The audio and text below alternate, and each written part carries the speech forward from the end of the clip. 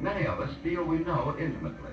We've shared their sorrows and happiness, felt their emotions of love and hate, and lived with them in the world of make-believe. So this feeling of kinship is only natural. Yet actually we do not know them at all. And that's the purpose of our story, which is about the real lives of the people of our town. Now, our town is pretty much like lots of other towns in the USA. It has big homes and little homes, supermarkets and super drugstores, and tiny sweet shops where the kids like to congregate after school.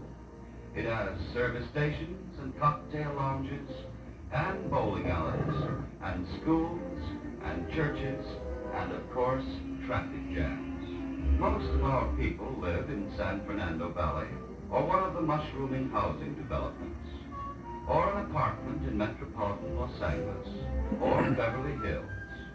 Some live in Bel Air, or Santa Monica and Malibu by the blue Pacific. But to the world, the whole area is called Hollywood. Some of our new citizens find homes at the Hollywood Studio Club, which is under the supervision of the National Board of the YWCA. Here they share rooms with the other studio workers. Any girl in any part of the entertainment field is eligible to live at this club. This room was donated by Mary Pickford, who along with the DeMilles and other pioneers of the industry, did much to erect the present building. Others who lived in this room at one time or another were Maureen O'Sullivan, Linda Darnell, and Donna Reed.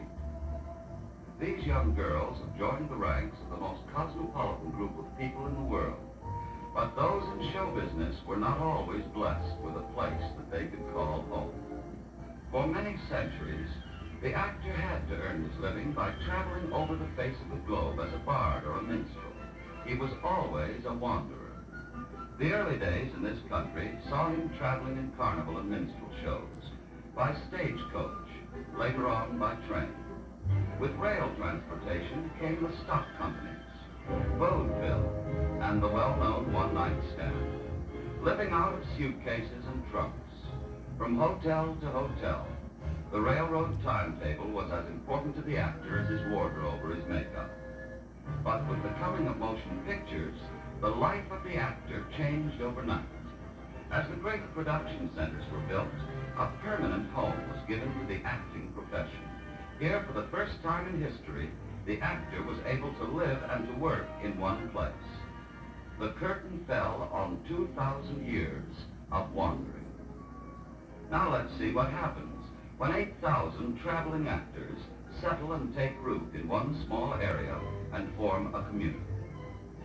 At present, they are raising some 4,500 children who get just as dirty, whose shoes wear out just as fast, who play just as hard, and who get into just as much mischief as children anywhere in the world.